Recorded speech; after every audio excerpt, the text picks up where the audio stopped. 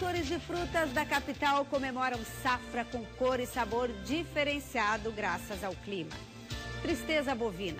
Reportagem mostra que a prevenção é o melhor remédio contra a doença que pode causar prejuízos milionários. Comercialização do trigo. Produtores gaúchos precisam de incentivos para vender a maior safra da história. Bom dia, eu sou Lizemara Prates e o Agroband começa agora.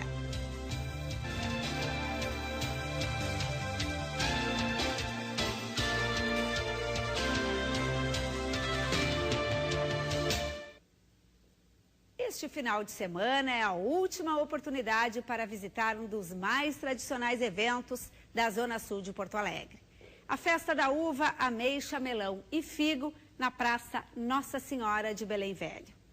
Os produtores comemoram a boa safra de verão que gerou estas e outras frutas com sabor a mais.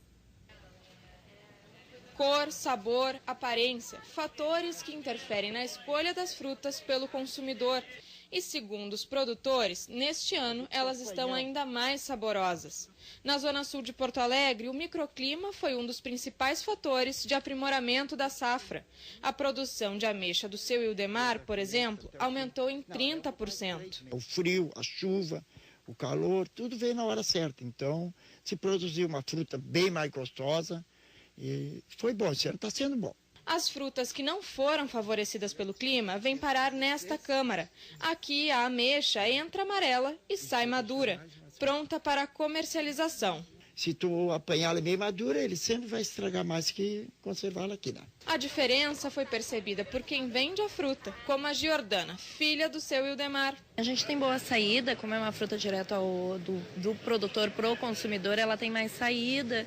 A maioria dos clientes gostam, porque é uma fruta de mais qualidade, selecionada. A safra deste ano deve chegar a 4 milhões de quilos. E é justamente para ajudar a escoar essa safra e facilitar o acesso ao consumidor que muitas dessas frutas vêm parar aqui, no centro da capital. Mas, por enquanto, a venda ficou um pouco abaixo do esperado. Até o fim de janeiro, as bancas vão tentar dar conta da grande produção. A gente esperava ter um pouquinho mais, né? Já o consumidor aprovou o sabor e o preço. Comprava no super sempre, né? Agora esse ano eu tô vindo aqui e estou comprando. Deu para perceber a diferença no sabor? No sabor e no preço. Nossa, é de dar água na boca todas essas frutas. E agora nós vamos falar sobre a previsão do tempo. O estado passou por períodos de chuva, mas os próximos dias devem ser bem secos. É isso, Fernanda Becker, bom dia. Bom dia, Lizemara, bom dia a todos. É isso mesmo. Nos últimos 7 dias, de maneira geral, a chuva foi abundante em grande parte do Rio Grande do Sul. Os maiores volumes foram registrados na Zona Sul Gaúcha e Campanha, com precipitações acima dos 160 milímetros. Apesar de toda essa chuva, uma grande massa de ar seco ganha força aqui no estado, garantindo uma sequência de dias com tempo firme, sol e sem chuvas, até pelo menos a próxima quarta-feira. Mais detalhes a gente confere agora nos mapas. Neste sábado, o tempo segue firme com muito sol e calor, especialmente à tarde, por conta de uma massa de ar seco. É preciso ter atenção porque tem alerta de baixa umidade relativa do ar na Campanha, com índices em torno dos 20% em alguns pontos. Somente em pontos isolados dos campos de cima da serra e noroeste ainda tem risco de pancadas de chuva rápidas e bastante isoladas. Tempo firme e seco também para quem vai aproveitar o fim de semana no litoral. As máximas chegam a 33 graus em Bagé e 35 em Porto Alegre. No domingo, as temperaturas seguem elevadas, dando início a uma nova onda de calor no Rio Grande do Sul. Em Campo Bom, o dia começa com 19 graus, mas pode chegar aos 37. Na segunda-feira, o tempo começa a mudar e podem ocorrer temporais isolados entre o centro e pontos do noroeste do estado. Previsão de tempo seco para os próximos dias, bom para quem vai aproveitar o fim de semana na praia, mas quarta-feira o tempo muda. Até o fim de janeiro, a gente vai ter bastante chuva aqui no estado, com volume em torno dos 100 milímetros, mas o destaque, Lizemar, é que a chuva não vem toda no mesmo dia não, o que é bom para os nossos agricultores. Assim, a terra consegue absorver toda essa água. É isso aí. Com certeza. Obrigada, Fernanda. A tristeza bovina é uma doença que gera febre, prostração, falta de apetite e anemia. Sintomas de um problema que ameaça a pecuária gaúcha. 50% das mortes registradas no rebanho do estado são causadas por essa enfermidade. Os prejuízos podem ser milionários. O animal que tem essa doença, ele está muito triste, abatido, está num quadro depressivo, né, como se fosse, e isso acaba dando essa associação do nome de tristeza parasitária bovina. O principal transmissor dos parasitas que causam a doença é o carrapato. Quando ele chega à fase adulta, já sugou bastante sangue do bovino e a fêmea pode produzir de 2 a 3 mil larvas. O sul do país é a região onde a enfermidade é mais severa. Isso porque as raças encontradas no estado são europeias e mais sensíveis. E o grande número de animais por hectare também agrava a situação. Ela é um complexo de doenças causada por um grupo de 2 protozoários de uma bactéria. Nos meses de junho e julho, ainda é complicado perceber a presença do carrapato. O primeiro pico acontece na primavera, quando aparecem entre 50 a 60 parasitas. O número dobra no verão e irá duplicar novamente em abril e maio. Em algumas raças, por exemplo, pode-se chegar a mais de 1.000 carrapatos. E normalmente, quando o produtor percebe o problema, já é tarde demais. Essa vaca que a gente tem aqui no fundo, por exemplo, é um caso clássico de que já teve a tristeza bovina. A gente pode perceber que o pelo e a estrutura, além do peso, ficaram diferentes comparadas às outras vacas que têm mais ou menos a mesma idade. Uma vaca como essa não vai mais entrar no cio nem produzir leite. Ou seja, acaba dando muito mais prejuízo do que lucro para o produtor. A tristeza ela tem diferentes medicamentos que são bastante efetivos no seu controle, né? Mas isso representa um custo e uma dificuldade de manejo muito grande para o produtor. Prevenir acaba sendo mais barato. Prevenir acaba sempre sendo mais barato. Parte do trabalho de prevenção acontece no laboratório. A partir do sangue coletado, é possível verificar se há a presença da tristeza bovina. De uma outra amostra também é separado o soro, ou seja, a parte sem células, para apurar se há ou não o anticorpo, fator importante para o rebanho. Para isso, é preciso que o terneiro tenha contato com o leite materno e com o parasita. O contato com o carrapato ele é suficiente, mesmo após alguns dias de o que o pessoal chama popularmente de carrapateamento. Ou seja, não precisa deixar o terneiro ficar tomado de carrapatos graúdos, né? Mesmo as formas mais jovens do carrapato já transmitem os agentes e isso é suficiente para conferir imunidade. E um alerta: o Rio Grande do Sul é o único estado que já apresenta casos de resistência aos medicamentos. Por isso, é importante ficar sempre atento. A gente pode chegar a ter prejuízos por ano no estado na faixa de 180 milhões de reais só devidos à tristeza parasitária bovina. Continuamos falando sobre pecuária. O Núcleo de Estudos em Sistemas de Produção de Bovinos de Corte e Cadeia Produtiva da URGS vai realizar a primeira radiografia da pecuária sulista com visitas técnicas em sistemas de produção de bovinos de corte nas principais regiões produtoras aqui do sul do país. A ideia é construir um relatório da situação da pecuária de corte. E a gente vai saber mais detalhes sobre este trabalho com o professor Júlio Barcelos, que é o coordenador do Núcleo de Estudos de Produção de Bovinos. Bom dia. Bom dia. O que vocês esperam com esse trabalho? Essa radiografia que vai ser feita no mês de maio, vocês mapearam os 3 estados para levantar dados sobre a pecuária. Os que existem hoje já estão defasados? Sim, na realidade o que existe hoje é um dado estatístico do último censo e esse dado não retrata o que vem acontecendo na pecuária no sul do Brasil, principalmente em virtude desse avanço da agricultura que traz benefícios importantes, mas também causa profundas modificações nas propriedades rurais. E isso precisa ser mais bem estudado e retratado num documento que possa auxiliar principalmente as entidades de classe, a cadeia produtiva e até mesmo as políticas públicas voltadas ao setor da bovinocultura de corte. Vocês vão pesquisar, por exemplo, o avanço da soja nas regiões de pecuária? Sim, este é um dado fundamental para que se compreenda melhor qual é o estágio atual da bovinocultura de corte neste sul do país, onde a soja, onde a agricultura de uma maneira geral vem crescendo muito, isso é uma conjuntura importante, mas nós precisamos compreender bem isso. Então, precisamos conhecer os pecuaristas que estão inseridos neste contexto, conhecer seus problemas e levar também informações por parte da pesquisa e até mesmo da capacitação deste produtor para enfrentar uma nova forma de produzir. Não uma forma antagônica ao seu modelo atual, mas uma forma mais benéfica, mais moderna, de modo que toda esta conjuntura favorável seja aproveitada pela maioria dos pecuaristas. No passado, o fazendeiro criava bovinos. O agricultor plantava. Era mais ou menos assim que se dizia que funcionava a agropecuária do Rio Grande do Sul. Hoje, modernamente, nós temos a integração lavoura-pecuária. O produtor cria gado, ou ovino, ou suíno, enfim. E cria soja também. Planta a soja, o milho, o trigo no inverno. Isso tudo vocês vão retratar. Exatamente. Nós queremos compreender como o produtor está se ajustando a esta nova realidade.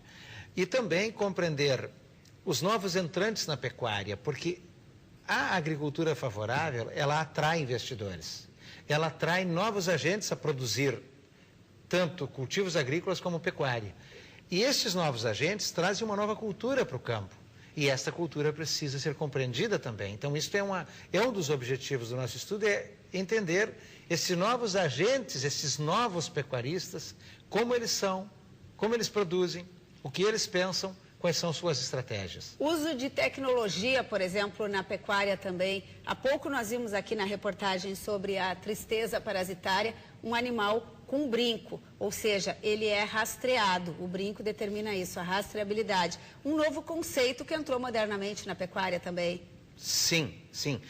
Porque como a terra se tornou mais cara para produzir, porque tem novas oportunidades de produção, aquilo que se põe dentro da propriedade rural precisa ter mais conhecimento, mais informação, mais tecnologia.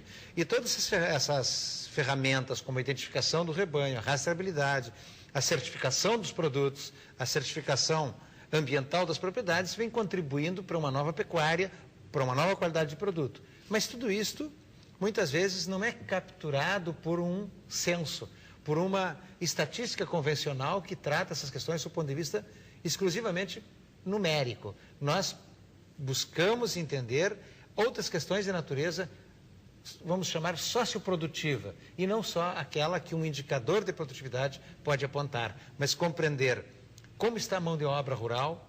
Um outro ponto de estrangulamento da pecuária é a ausência de mão de obra especializada, e nós precisamos compreender isto, porque isto pode favorecer o estabelecimento de uma nova política para o setor. E quando falo política, não só do ponto de vista da política oficial, mas de todos os agentes que integram esse negócio. Um programa de capacitação, por exemplo, de formação de mão de obra para trabalhar com a nova pecuária, para que a pecuária, a bovinocultura, não enfrente aquilo que a ovinocultura está enfrentando. Não temos mão de obra rural para trabalhar com ovinos. Então, como um setor cresce, se há uma defasagem tecnológica e de operadores da produção? Nós temos agora a agricultura de precisão com as máquinas modernas, onde falta mão de obra, e caminhamos para a pecuária de precisão também. Isso vocês vão apontar como está esse cenário e se há pessoas se especializando para essa modernidade. Sim, ocorre que diferente da agricultura, a maioria das atividades na pecuária, ela não exige a máquina, ela não pode ser substituída por uma máquina. Ela precisa ser executada pelo homem. Mas manejo, por exemplo, diferenciado... Pesagens de animais, identificação, tudo isso pode ser automatizado e usar sistemas de informações muito avançados. Mas ainda assim, o grande recurso da produção é o ser humano. Todas essas atividades que nós chamamos de zootecnia de precisão, elas precisam ser alimentadas. A coleta de um brinco no campo não é uma máquina que faz, é o homem. O homem leva a máquina. Então, nós voltamos a insistir, isso é um ponto de vista bastante importante que temos. A dificuldade para a produção pecuária hoje no Brasil é de recursos humanos. E quando este trabalho, esta radiografia que vai mostrar o tamanho das propriedades e quem é o pecuarista moderno no sul do Brasil vai estar pronta? Nós vamos trabalhar simultaneamente nos 3 estados do Sul, na segunda quinzena de maio. A partir daí, vamos disponibilizando informações resumidas, mas a grande abordagem, a grande apresentação dos resultados será em setembro, quando nós temos a reunião anual do NESPRO, e a partir desse momento nós vamos disponibilizar a toda a sociedade envolvida no setor. E pode, inclusive, ajudar na geração de novas políticas para atender as necessidades dessa pecuária. Esse é um dos grandes objetivos, disponibilizar uma informação muito atualizada e percebida por especialistas, para que as instituições possam, a partir dessas informações, traçar novas diretrizes de ação. Nós queremos agradecer as informações do professor Júlio Barcelos, da Universidade Federal do Rio Grande do Sul, que vai coordenar esse trabalho da radiografia da pecuária sulista, Rio Grande do Sul, Santa Catarina e Paraná. O Rio Grande do Sul colheu a maior safra de trigo da história, mas a importação do grão ainda é necessária e colabora para elevar o preço do pão. O pãozinho tão tradicional no café da manhã anda bem mais salgado. O preço subiu quase 20% no ano passado. E era um dos alimentos mais baratos e agora está bem caro. Tá bem mais difícil comprar, até porque principalmente quem tem família grande, né?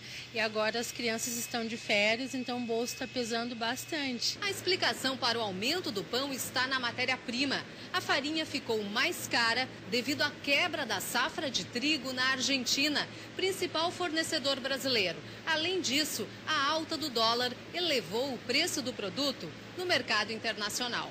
Segundo o levantamento da Fundação Getúlio Vargas, o preço da farinha de trigo subiu quase 40% em 2013. E o setor de panificação prevê um novo reajuste do produto entre fevereiro e março de 10%. Está difícil mesmo para nós, que somos os que produzimos os produtos derivados da farinha, exatamente. E aí o que acaba? A gente vai ter que estar repassando um pequeno aumento no bolso do consumidor. O Rio Grande do Sul, maior produtor nacional de trigo, colheu uma safra recorde em 2013, de mais de 3 milhões de toneladas. Mas a produção nacional não é suficiente para abastecer o mercado interno. Das 11 milhões de toneladas que o Brasil consome, 6 milhões são importadas. Nós estamos com 3 milhões de toneladas hoje em EGF. EGF é um mecanismo de financiamento que está conservado, aguardando o momento de comercialização. Então, o nosso produto não foi vendido e não é responsável pela alta. E o consumidor tem que fazer cada vez mais ginástica para o pãozinho caber no orçamento. Aperta um pouquinho o orçamento e a gente vai trabalhando até com outras alternativas também, com um bolinho junto com pão, para equilibrar um pouquinho economicamente a família. A Federação das Cooperativas Agropecuárias solicitou na quinta-feira medidas de apoio à comercialização da safra de trigo. Que o governo não autorize novas importações sem tarifa externa comum de países de fora do Mercosul, enquanto tiver oferta do cereal nacional. E que a Conab compre com valores acima do preço mínimo pelo menos 400 mil toneladas para a formação de estoques reguladores.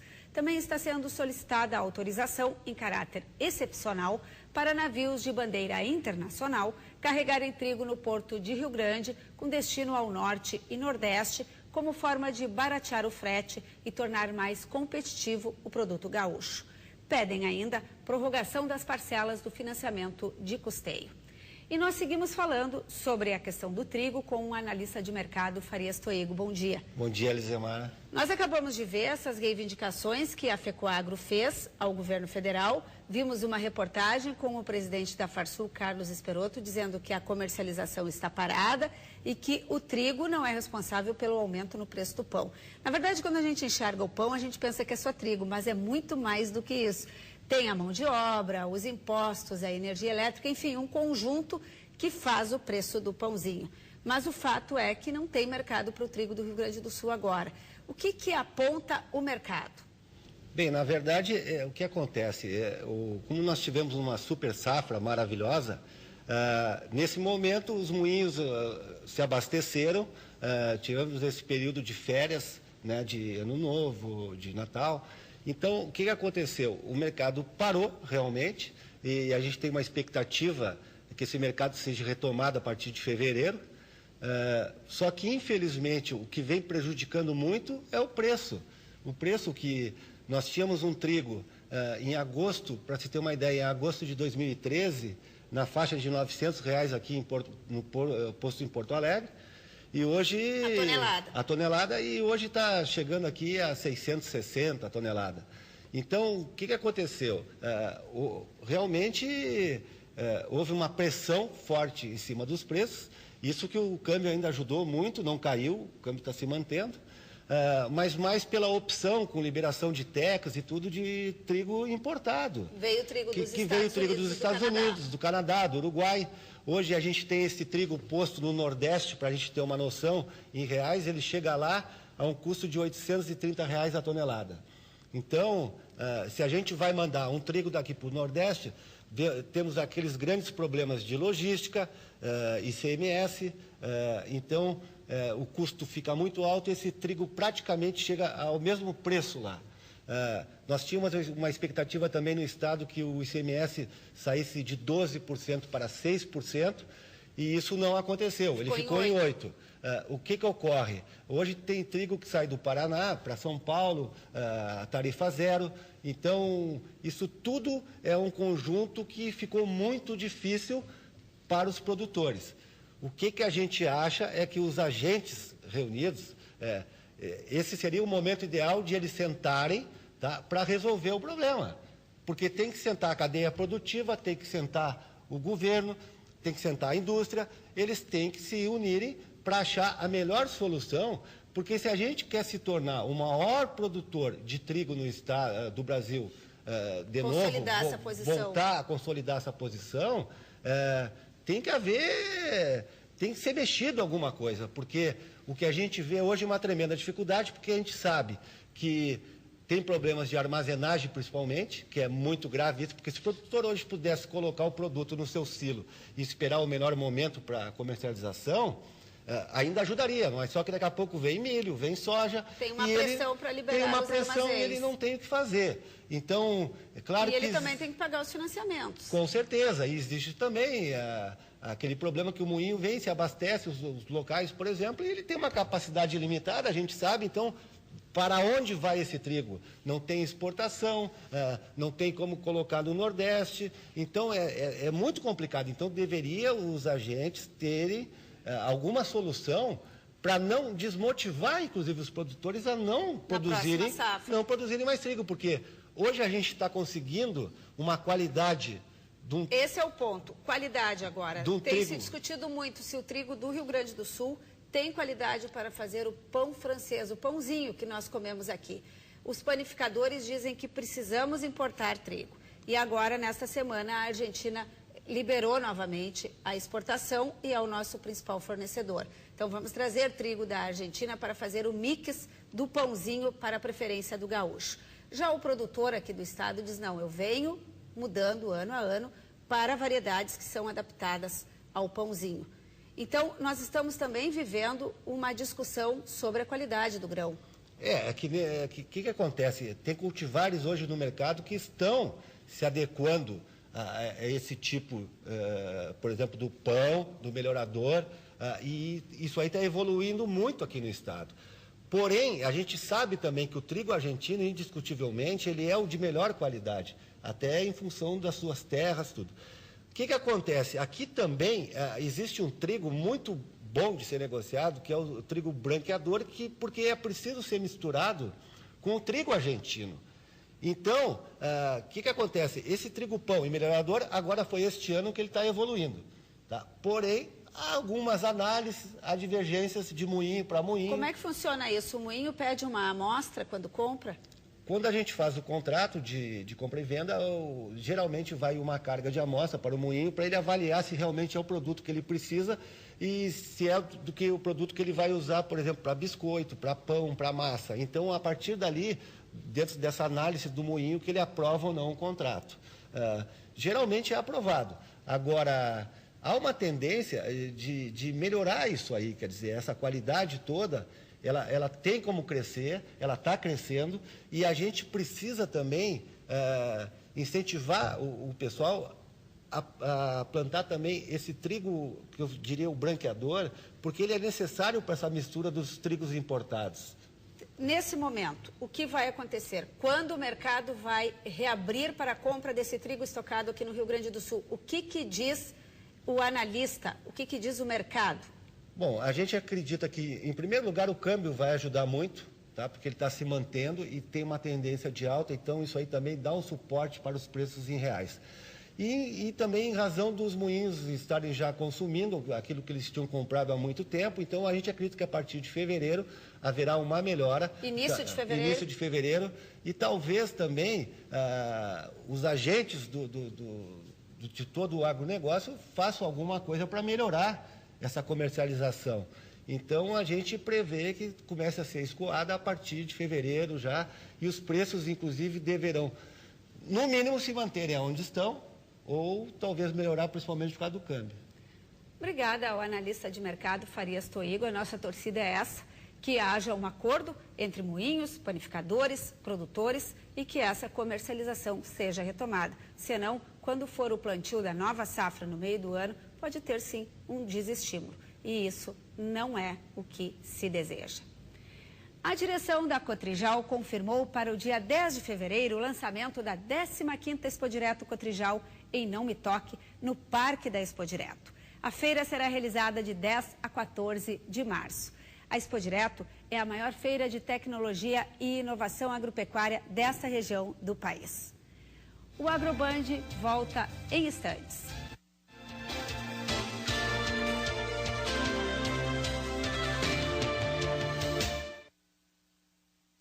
Oi, por favor, preste muita atenção nessa história. Esta é a Luana.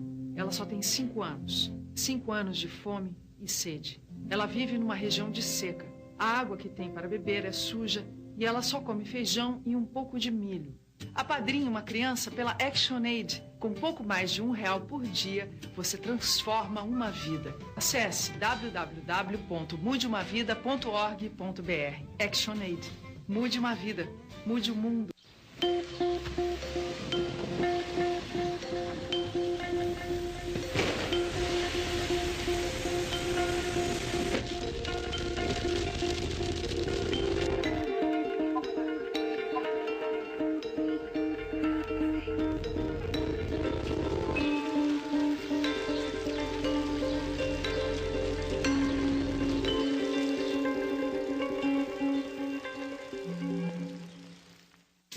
Justiça Federal e o cidadão. Se você busca uma justiça simples e rápida, procure os juizados especiais federais da sua região. São menos etapas processuais e recursos em causas de menor valor. Saiba que você pode entrar com processo sem advogado, contando com o apoio de um servidor da justiça. Outra maneira é buscar a defensoria pública. Mas nos processos criminais e na fase de recursos, é indispensável o advogado.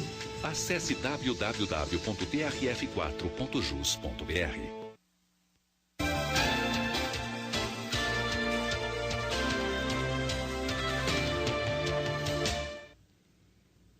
Boa notícia para a agricultura gaúcha. A lagarta helicover parmígera não compromete as lavouras do estado.